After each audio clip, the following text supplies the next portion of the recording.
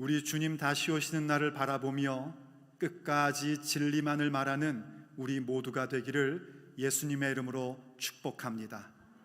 하나님께서 인정하시는, 하나님께서 우리를 영화롭게 하시는 날이 우리 가운데 나타나게 될 것입니다. 우리가 믿는 믿음, 그 신앙의 출발은 예수님을 누구시라 하느냐에 대한 답변에서부터 시작합니다. 예수님은 여러분에게 누구십니까? 어떤 이는 예수님을 그저 인류의 위대한 선생님, 철학자 혹은 종교의 창시자 정도로 생각합니다. 그렇게 생각하십니까? 아니면 예수님은 하나님의 아들, 그리스도, 곧 구원자이십니까? 사람들이 말합니다. 예수님께서 정말 좋은 철학자이고 선생님이시고 좋은 교훈을 가르치신 그런 위대한 인물이라는 사실은 인정하는데, 그분이 하나님의 아들, 곧 하나님이라는 것은 도저히 받아들일 수가 없다라고 말하는 분들이 있습니다. 하지만 그것은 그 말 자체에 분명한 모순이 있습니다. 왜냐하면 예수님은 당신 자신을 가리켜 하나님의 아들, 곧 하나님이심을 선포하셨기 때문입니다. 그럼 둘 중 하나여야 됩니다. 예수님은 자기를 하나님이라고 얘기하는 미치광이, 말하자면 이단의 교주이든지, 아니면 정말 하나님의 아들, 하나님이셔야 합니다. 누구든지 예수님의 가르침과 그분의 생애를 살펴보면 예수님을 향해서 미친 사람이다, 미치광이다 말할 수 있는 사람은 아무도 없습니다. 그럼 논리적으로 남은 건 하나뿐입니다. 예수님은 정말 하나님의 아들, 하나님, 그리스도이십니다. 요한복음 8장과 9장, 요한복음 7장과 8장 우리가 오랫동안 함께 공부해온 그 말씀 속에는 예수님이 어떠한 분인지를 예수님께서 직접 가르쳐 주십니다. 예수님은 세상의 빛이십니다. 예수님은 하늘로부터 오신 분이십니다. 예수님은 아버지의 뜻만을, 아버지의 방법대로 아버지를 기쁘시게 하시는 일을 해주신 우리의 구원자이십니다. 아버지께서는 우리를 죄 가운데서 구원하시고자 그 아들 예수 그리스도를 이 땅 가운데 보내주셨습니다. 우린 그렇게 예수님을 믿습니다. 그리고 이러한 신앙 고백은 너무나 당연하게, 자연스럽게 그러면 우리가 어떻게 해야 될 것이냐에 대한 답변을 갖게끔 해줍니다. 한마디로 말하면 예수님을 믿음입니다. 예수님을 믿는다는 것은 그분이 이 세상에 비치기에 그분만을 따르는 것입니다. 바로 하나님께 속한 자가 되어서 예수님의 말씀을 듣고 그 말씀을 지키는 자가 되는 것입니다. 그러면 우리 가운데 진리가 거하게 되고 우리는 또 그 말씀 가운데 거하는 자가 됩니다. 그러면 어떤 결과가 나오는 거 아니? 우리가 생명의 빛을 얻게 됩니다. 더 이상 어두움 가운데 다닐 필요가 없게 되어버립니다. 그리고 진리를 알게 되는데 그 진리가 우리를 자유롭게 만들어줍니다. 곧 죄와 사망의 권세로부터 우리를 해방시켜주고 하나님을 아바, 아버지라 부를 수 있는 권세 있는 그 진정한 자유가 우리에게 주어집니다. 그래서 끝까지 하나님께 속한 자로서 하나님의 말씀을 따르며 그분의 말씀을 지키는 자가 됩니다. 그렇게 될 때 우리에게 일어나는 현상은 영생의 역사가 일어나기 시작하는데, 유일하신 참 하나님을 우리가 알게 되고 그가 보내신 예수 그리스도를 깊이 아는 삶으로 들어가게 됩니다. 그 삶은 우리의 뱃속에서부터 생수의 강물이 넘쳐 흐르는 것과 같은 놀라운 사건입니다. 그런 그들은 죽음을 보지 않습니다. 그래서 예수님께서 지난번에 살펴봤던 51절에서 그렇게 말씀하신 겁니다. 내가 진실로 진실로 말하노니 누구든지 내 말을 지키면 결단코 죽음을 보지 아니하리라. 영생에 대한 말씀입니다. 우리가 비록 육체의 날들을 살고 있지만 예수 그리스도가 누구신지를 명확히 알고 그분을 믿음으로 말미암아 곧 그분을 따르며 그분의 말씀에 속한 자가 되고 그분의 말씀을 지켜나갈 때에 우린 하나님을 알고 예수 그리스도를 아는 영생을 얻는 자로 세워지게 되는 것입니다. 그런데 이 귀한 예수님의 말씀을 하나님의 백성이라고 자칭하는 유대인들은 전혀 이해하지를 못했습니다. 예수님을 믿지 않으니 그 말씀을 이해하지 못하고, 그 말씀을 이해하지 못하니 그저 생각하는 것은 자기 수준에서밖에 생각하는 것, 그게 전부일 뿐이었습니다. 그 수준은 높은 수준이 아니라 아주 유치하기 짝이 없는 수준에 불과했습니다. 그래서 그들이 오늘 본문 52절에서 예수님께 이렇게 말하는 겁니다. 다시 본문 52절을 보십시오. 유대인들이 이르되 지금 내가 귀신 들린 줄을 아노라. 예수님을 향해서 귀신 들렸다고 얘기합니다. 예수님께서 그 앞에서 뭐라고 말씀하셨냐면 이 유대인들은 마귀의 자녀들이다 라고 말씀하셨습니다. 그런데 그들은 지금 마귀 자녀에 불과한 자들이 예수님에게 귀신 들렸다고 말합니다. 이 귀신 들렸다는 말은 다른 말하면 정신이 없는 자다라는 얘기입니다. 여러분, 하나님의 아들 예수님께서 지금 말씀하시는데 그 말씀을 믿지 않는 자들보다 더 정신 나간 사람들이 어디 있습니까? 근데 그 정신 나간 사람들이 우리 주님에게 정신 나간 사람이라는 겁니다. 그렇게 얘기하는 근거는 이거였습니다. 계속 보십시오. 아브라함과 선지자들도 죽었거늘 내 말은 사람이 내 말을 지키면 영원히 죽음을 맛보지 아니하리라 하니야. 예수님 말씀을 전혀 이해하지 못하니까 아브라함도 죽었고 선지자들도 다 죽었는데 어떻게 네 말을 지키면 사람이 죽음을 맛보지 않는다고 얘기할 수 있느냐? 그런 거 보니 너는 정신 나간 사람이구나, 너는 귀신이 들렸구나, 이러고 예수님을 모독하는 겁니다. 그러면서 계속해서 이렇게 얘기합니다. 53절. 너는 이미 죽은 우리 조상 아브라함보다 크냐? 또 선지자들도 죽었거늘 너는 너를 누구라 하느냐? 하고 묻습니다. 네가 아브라함보다 위대한 사람이란 말이냐? 하고 질문을 던지면서 아브라함도 죽었고 선지자들도 다 죽었는데 과연 너는 너를 누구라 하느냐? 하고 묻습니다. 예수님 당신 누구요? 하고 묻는 겁니다. 이 부분을 좀 더 원문에 가깝게 직역을 하면 이런 얘기입니다. 너는 너를 어떤 존재로 만들고 있느냐? 하고 묻는 겁니다. 사실 예수님은 이미 여러 번 예수님이 누구신지를 직접 말씀해 오셨습니다. 그럼에도 불구하고 다시 이들이 예수님께 너는 너를 누구냐? 하고 묻는 것은 예수님을 알고 싶어서 묻는 것은 아닙니다.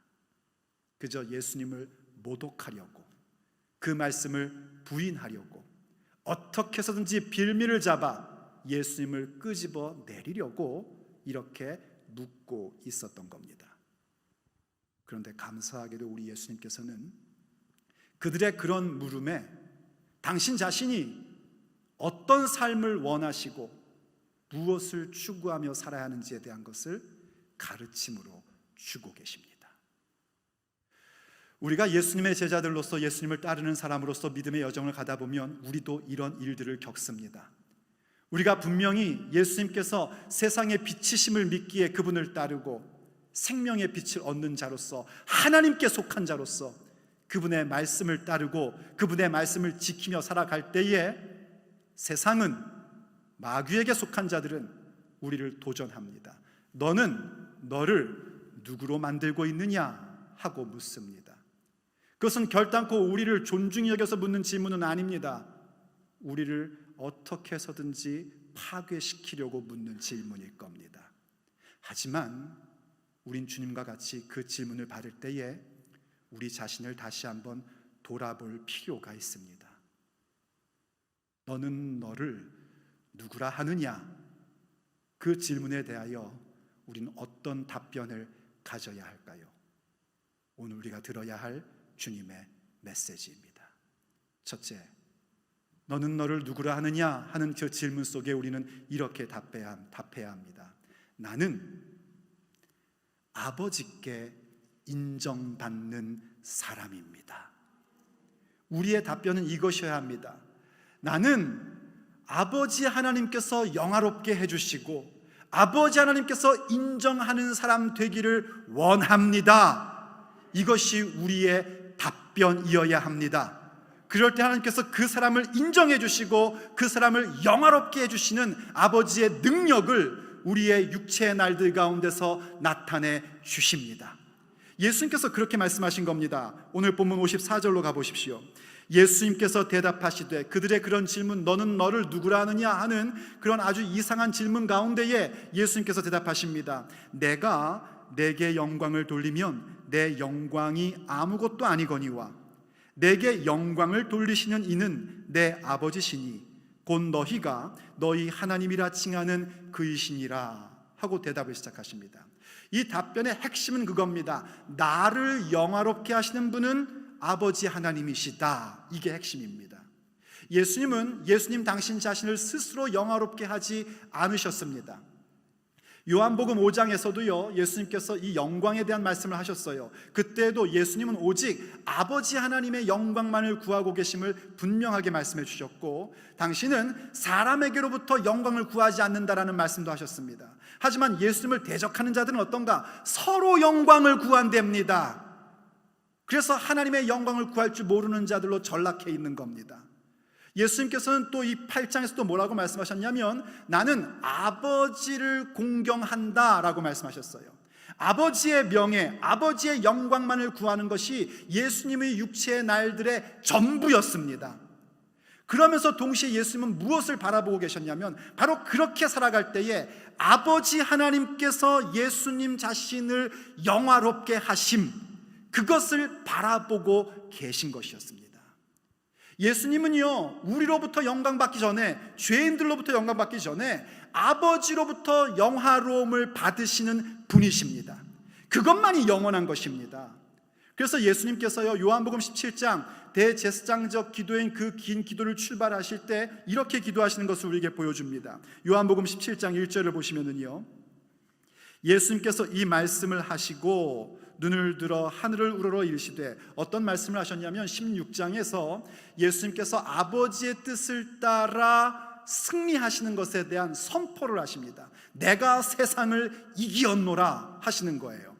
바로 이 말씀을 하시고 하늘을 우러러 아버지 하나님 앞에 기도하는데, 그 기도의 내용은 대제사장적 기도, 우리를 위하여 기도하시는 예수님의 기도의 내용이고 우리가 본받아야 할 기도의 내용입니다. 그때 첫 줄이 뭐냐면 이겁니다. 아버지여, 때가 이르렀사오니 아들을 영화롭게 하사 아들로 아버지를 영화롭게 하게 하옵소서. 뭐라고 기도하시면 이 아들을 영화롭게 해달랍니다. 그런데 그 목적이 뭔가? 이 영화롭게 해주신 것을 통하여 다시 아버지를 영화롭게 하게 하옵소서입니다. 예수님께서 아버지로부터 영화로움을 받고 인정받기를 원하시는 그 목적도 어디에 있었냐면, 오직 아버지 하나님을 영화롭게 하려고, 아버지께 영광 올려드리려고 나를 영화롭게 해달라고 말씀하신 겁니다. 우리도 마찬가지입니다.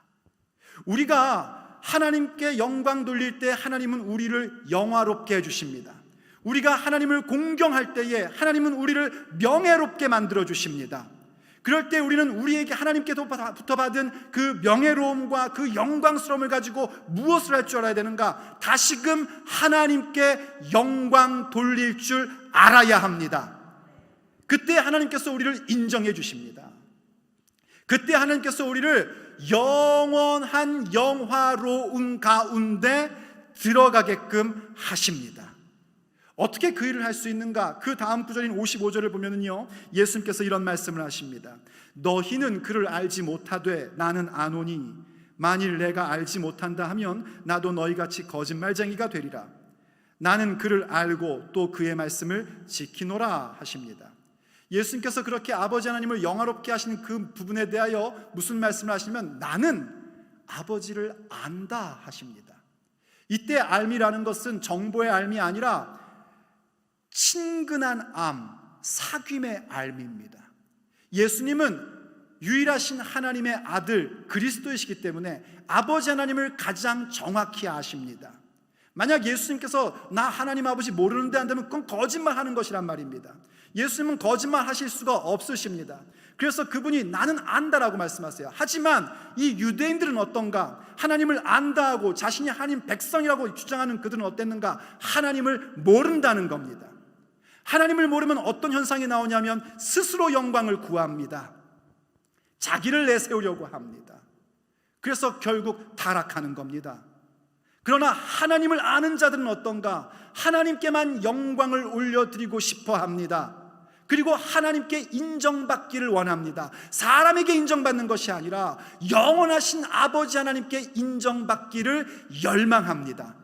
그래서 무엇하냐면 예수님처럼 나는 아버지를 알고 그의 말씀을 지키노라 하신 것처럼 우리도 하나님을 아는 자들이기에 아버지의 말씀을 지키는 자가 되는 겁니다.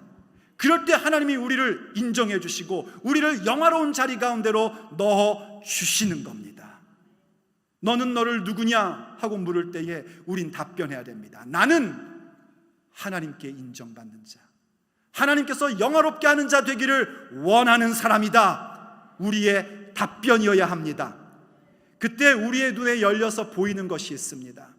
하나님을 깊이 알게 되고 그분이 바로 내 삶의 창조의 하나님이요 구속의 하나님이요 함께 하시는 하나님이시고 그분이 전능하신 하나님이며 내 삶에 하나님의 정의로움과 사랑을 나타내 주시고 나에게 신실하신 하나님이며 나를 늘 인도하시는 하나님임을 알고 그렇기 때문에 그분의 말씀을 지켜갈 때에 우리의 눈이 환히 열리면서 보이는 것이 있는데 그것은 바로 예수님께서 다시 오시는 날이 가까웠다는 것입니다. 그러므로 두 번째, 너는 너를 누구라 하느냐 할 때 우리는 답해야 됩니다. 나는 주님의 때를 바라보는 사람입니다. 나는 주님의 때를 바라보는 사람입니다. 내가 하나님을 알고 그분의 말씀을 지켜가며 하나님께 인정된 자, 하나님께 인정받음을 열망하는 사람이 될 수 있는 가장 중요한 요소는 뭐냐면 우리가 주님 다시 오시는 날을 바라보는 것입니다. 우리 주님 다시 오십니다. 반드시 다시 오십니다. 그분의 다시 오심은 점점 더 가까워지고 있습니다. 오늘 본문 56절에 보면 예수님께서 이런 말씀을 하십니다. 너희 조상 아브라함은 나의 때 볼 것을 즐거워하다가 보고 기뻐하였느니라. 왜 우리가 예수님 다시 오신 날을 바라봐야 하는가? 그 부분에 대해 예수님께서 이렇게 설명하고 계십니다. 아브라함은 예수님 때 볼 것을 즐거워하다가 보고 기뻐했다는 겁니다. 이상한 얘기죠. 왜 자꾸 아브라함을 언급하시냐면 지금 이 긴 대화, 긴 논쟁 속에 나왔던 주제 중에 하나가 뭐냐면 아브라함의 자손이라는 거였습니다. 유대인들은 자신들이 아브라함의 자손이라고 주장했는데 예수님은 너희들이 아브라함 자손 아니라고 선언하셨어요. 왜 아브라함 자손이 중요한가? 아브라함에게 주신 하나님의 복 때문입니다. 하나님께서 아브라함에게 주신 복, 곧 선택된 자의 복, 인정된 자의 복을 상속받는 자들이 아브라함의 자손인 겁니다. 그런데 이들이 자꾸 아브라함을 언급하는데 이들은 아브라함 자손다운 사람들이 아니었어요. 오히려 이들은 마귀에서 난 자들이었던 겁니다. 그래서 다시 한번 예수님이 아브라함 얘기를 하시는데 아브라함은 어땠는가? 예수님 때 볼 것을 즐거워하다가 그때를 보고 기뻐했다라고 말씀하세요. 아브라함이 언제 예수님을 봤을까요? 아브라함의 시대와 예수님의 시대를 역사적으로 비교하면 적어도 1800년의 그런 간극이 있습니다. 그런데 어떻게 아브라함이 예수님의 때를 봤습니까? 이 부분에 대해 많은 성경학자들이 해석을 합니다.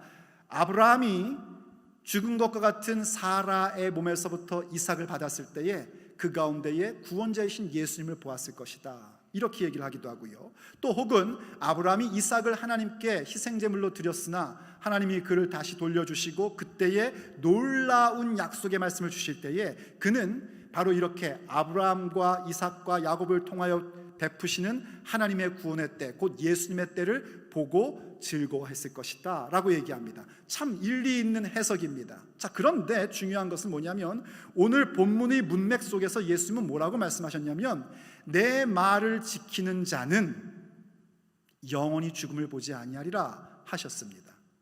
아브라함은 어떤 자였냐면 하나님께 선택받은 자의, 선택된 자의 복을 가지고 믿음의 여정을 살았던 사람입니다. 하나님의 말씀에 설득당하고 그 말씀을 지키며 나아갔던 사람입니다. 그래서요, 예수님께서 언젠가 그런 말씀하셨죠. 우리 하나님은 죽은 자의 하나님이 아니라 산 자의 하나님이다 라고 말씀하셨어요. 그러면서 하나님이 당신 자신을 일컬어 말씀하시기를 나는 아브라함의 하나님, 이삭의 하나님, 야곱의 하나님이다 하셨다 했습니다. 그럼 보십시오. 죽은 자의 하나님이 아니라 산 자의 하나님이신데 그 하나님께서 당신 자신을 가리켜 말씀하시기를 나는 아브라함의 하나님, 이삭의 하나님, 야곱의 하나님이다 하셨으면 아브라함은 죽은 겁니까? 살아있는 겁니까? 차차차 헷갈리죠. 아브라함의 몸은 죽어서 땅에 썩어졌습니다. 그러나 아브라함은 산 자입니다. 아브라함은 하나님을 믿는 자로서 영생을 가진 자입니다. 그래서 아브라함은 예수님의 때를 그가 육체의 날들을 사는 동안에 이삭을 통하여 구원의 때, 하나님의 그 구원의 날, 예수님의 날을 보고 즐거워하는 것뿐만이 아니라 지금도 천국에서 예수님의 때를 보았고 또 우리와 함께 다시 오실 예수님의 날들을 보며 즐거워할 수 있는 것입니다. 중요한 건 우리의 입장입니다. 이미 예수님은 초림으로 오셨습니다. 우리는 그러므로 이 말씀을 보면서 무엇을 생각해야 되냐면 다시 오실 예수님의 그날, 예수님의 재림의 때를 보며 아브라함처럼 즐거워할 수 있는 자들이 되어야 합니다. 그것이 바로 우리가 가져야 될 모습이요, 너는 너를 누구라 하느냐 할 때에 우리가 대답해야 할 내용입니다. 우리는 다시 오실 예수님을 바라보는 사람들입니다. 그래서 데살로니가전서 4장을 보면은요, 우리에게 이런 말씀을 주고 계십니다. 데살로니가전서 4장 16절을 보십시오. 주께서 호령과 천사장의 소리와 하나님의 나팔 소리로 친히 하늘로부터 강림하시리니 그리스도 안에서 죽은 자들이 먼저 일어나고, 할렐루야, 우리 예수님 이렇게 다시 오십니다. 다시 오실 때는 초림처럼 조용히 오시는 것이 아니라 모든 인류가 예수님 오셨음을 알게끔 이렇게 오십니다. 그때 죽은 자들이 먼저 일어난대요. 이때 죽은 자들은 누구냐면 예수님 안에서 죽은 자들입니다. 그래서 그들은 죽은 자들이 아니라 잠든 자들이라고 데살로니가 전서가 우리에게 얘기해 줍니다. 그들은 잠든 자들입니다. 잠들었다 깨어나니 영원한 아버지의 집인 존재들입니다. 그들이 이제 주님과 함께 돌아오게 될 때에 이 육체가 부활을 얻게 되는 것입니다. 그래서 주님과 영원히 함께 거하게 되는 것이고, 그때 중요한 게 뭐냐면 17절, 그 후에 우리 살아남아 있는 자들도 그들과 함께 구름 속으로 끌어올려 공중에서 주를 영접하게 하시리니 그리하여 우리가 항상 주와 함께 있으리라. 공중에서 혼인잔치가 벌어지는 것입니다. 그때 그 공중은 현재 어떤 자리냐면 마귀 권세가 자리 잡고 있는 자리입니다. 그러나 우리 주님 다시 오실 때 모든 마귀 권세와 악한 권세들은 멸망받게 되어 있습니다. 믿어주시면 아멘 합시다. 전부 다 사라지게끔 되어 있는 겁니다. 그래서 요한계시록을 보면은요, 우리가 바로 어린 양의 신부된 존재로서 그렇게 공중에서 혼인잔치가 벌어지게 됩니다. 어린 양의 신부는 누군가? 바로 교회인 저와 여러분들입니다. 그렇게 준비될 때 요한계시록도 우리에게 무엇을 얘기하고 있냐면 바로 그 준비된 어린 양의 신부가 혼인잔치를 벌일 때에 기뻐하고 즐거워하고 찬양할 것을 우리에게 명령하고 있는 것입니다. 그러므로 오늘을 사는 우리들은 어떠한 믿음을 가져야 되냐면 우리가 하나님께로만 인정받는 삶을 원하는 그 삶은 오직 주님 다시 오시는 날을 바라보며 우리의 마음 가운데 기뻐하고 즐거워하는 자가 되어야 하는 것입니다. 그 데살로니가전서 4장 18절을 보면 뭐라고 얘기하냐면요, 너희는 이런 말로 서로 위로하라 합니다. 그리고 5장으로 넘어가면은 바로 그 주님 다시 오신 날을 바라보는 자들이 어떤 삶을 살아야 될 것을 설명해 주는데, 그 가운데 그 유명한 말씀, 항상 기뻐하라, 쉬지 말고 기도하라, 범사에 감사하라, 이는 그리스도 예수님 안에 있는 너희를 향하신 하나님의 뜻이니라.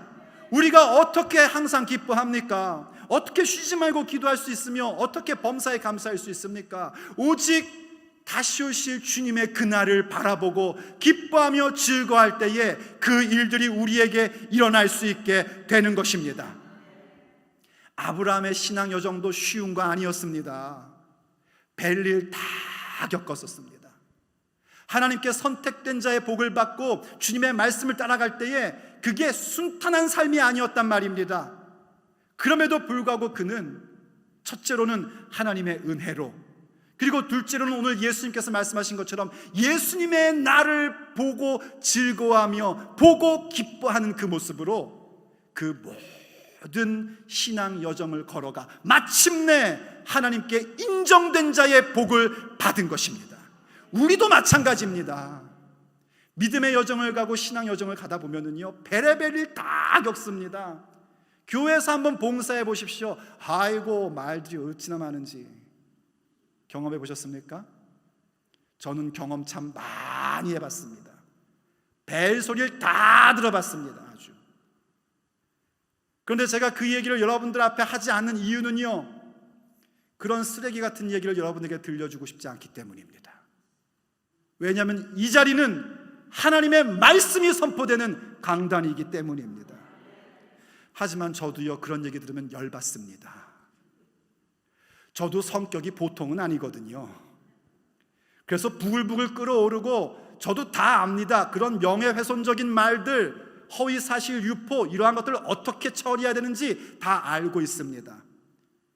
그래서 속으로 정말 한번 해볼까 하는 마음을 갖다가 주님 앞에 기도의 자리로 나오면 아버지께서 여러 가지의 말씀을 주시고 생각나게 하시는데, 그 가운데 하나가 뭔가 하니 우리 주님 다시 오신다는 겁니다. 그러면 한번 눈물 핑 돌고 씩 웃습니다, 제가. 그리고 혼자 말합니다. 니들 회개 안 하면 주님 오시는 날 진짜 큰일 난다. 그리고 고백합니다. 주님 다시 오실 때까지 나는 이 길을 가리라. 좁은 문 좁은 길 나의 십자가 지고, 내가 가는 이 길 끝에서 주님을 보리라. 영광의 주 나를 맞아 주시리. 막 더 어처구니없는 얘기를 들을 때는 그 노래 합니다. 그 여러분도 잘 아는 거 있지 않습니까? 그거 낮에나 밤에나 눈물 머금고 내 주님 행여나 오시는가 해. 가실 때 다시 오마 하신 예수님, 오 주여 언제나 오시렵니까? 그 마지막 절 보면 이런 게 있습니다. 천년을 하루같이 기다린 주님, 내 영혼 당하는 것 볼 수 없어서 지금도 기다리고 계신 예수님, 내 주여 이 시간에 오시옵소서. 이거 봐야 됩니다. 이 날을 바라보아야만 합니다. 그러면 어떻게 해야 됩니까? 그저 주님 다시 오신 날 바라보고 눈물 한번 핑 돌고 웃으면 그걸로 끝나는 겁니까? 아니요, 그럴 수 없습니다. 왜냐하면 우린 여전히 이 자리에 있기 때문입니다. 여전히 우리에게는 가야 할 길이 있기 때문입니다. 그래서 우리는 다시 한번 이야기해야 됩니다. 너는 너를 누구라 하느냐 하는 그 질문 앞에 세 번째, 나는 진리만을 말하는 사람입니다. 이 고백 가질 수 있어야 됩니다. 주님 오시는 그날까지 나는 진리만을 말하겠습니다. 나는 그런 사람입니다. 우린 그렇게 말해야 됩니다. 다시 본문으로 돌아가 봅니다. 57절 말씀입니다. 유대인들이 이르되 내가 아직 50세도 못 되었는데 아브라함을 보았느냐. 이 사람들 좀 보십시오. 이 답답한 사람들. 예수님 말씀을 하나도 이해 못한 겁니다. 여기 왜 예수님한테 50세도라고 했느냐. 예수님이 노안이셨는가, 뭐 혹은 다른 데 있는 누가복음에 있는 30세쯤이라는 게 다른 의미인가. 이건 중요한 게 아닙니다. 중요한 건 뭐냐면 이들이 지금 예수님의 말씀을 모독하고 있다는 겁니다. 예수님을 비아냥거리고 있다는 겁니다. 쉽게 풀어 설명하면, 야 100년도 못 사는 네가 아브라함을 봤단 말이냐 하고 예수님 비웃는 겁니다. 그런데 그 비웃음 속에서도 예수님은 무엇을 하셨는가? 진리만을 하셨습니다. 그래서 이렇게 말씀하십니다. 58절 예수님께서 이르시되 진실로 진실로 너희에게 이르노니 아브라함이 나기 전부터 내가 있느니라 하시니 그들이 돌을 들어 치려 하거늘 예수님께서 숨어 성전에서 나가시니라.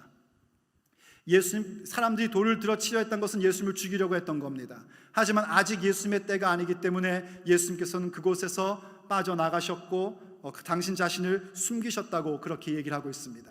왜 이들이 예수님을 돌로 치려고 했는가? 예수님께서 진리를 선언하셨기 때문입니다. 그 진리의 내용은 그겁니다. 아브라함이 나기 전부터 내가 있느니라. 단순한 예수님이 그 전부터 존재하셨다 이런 차원의 얘기가 아닙니다. 여기 내가 있느니라 라는 단어는 요한복음의 중요한 용어 에고에이미입니다. 나는 나다, 바로 하나님의 이름을 이야기하는 겁니다. 출애굽기 보면 하나님께서 모세를 통하여 이스라엘 백성을 구원하려고 하십니다. 그때 모세를 보내실 때에 모세가 하나님께 여쭙죠. 저 백성들에게 당신을 누구라고 할까요? 하나님의 이름을 뭐라고 할까요? 할 때에 하나님께서 주신 답변이 한글 성경 탁월한 번역은 이렇게 얘기합니다. 나는 스스로 있는 자이니라. 그때 그것을 영어식으로 번역하면 I am that I am 입니다. 바로 하나님께서 당신 이름을 나다라고 가르쳐 주신 부분입니다.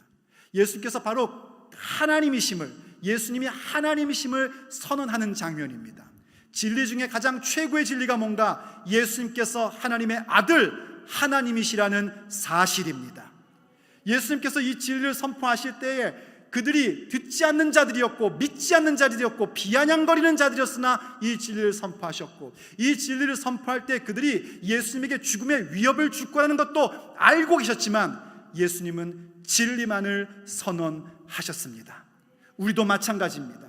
너희는 너를 누구라 하느냐 할 때에 우리의 마음 가운데, 우리의 가슴 속에 가져야 될 것은 나는 어떤 상황 가운데서도 진리만을 말하리라 하셔야 됩니다. 비록 인간의 관계가 어려워진다 할지라도, 비록 내가 사람들에게 죽음의 위협을 받는다 할지라도, 또 그 얘기를 가지고 엉뚱한 말을 만들어낸다 할지라도 진리만을 말하는 사람입니다. 이것이 우리의 모습이어야 합니다. 그래서 예수님께서요 마태복음 24장을 보면은 마지막 때에 대한 설명을 쭉 하시면서 그 결론적인 파트에서 이렇게 말씀을 하십니다. 24장 44절입니다. 이러므로 너희도 준비하고 있으라.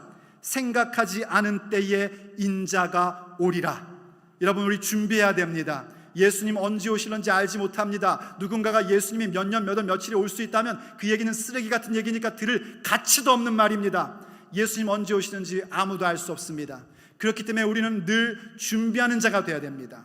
그러시면서 계속해서 하신 말씀이 45절 충성되고 지혜 있는 종이 되어 주인에게 그 집 사람들을 맡아 때를 따라 양식을 나눠줄 자가 누구냐? 주인이 올 때에 그 종이 이렇게 하는 것을 보면 그 종이 복이 있으리로다.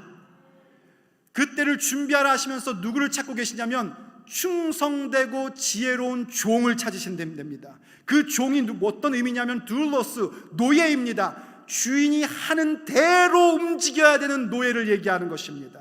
그런데 그 노예는 어떤 노예인가? 충성되고 지혜로운 종이 되어서 주인이 맡긴 집안 사람들에게 때를 따라 양식을 나눠주는 자들입니다.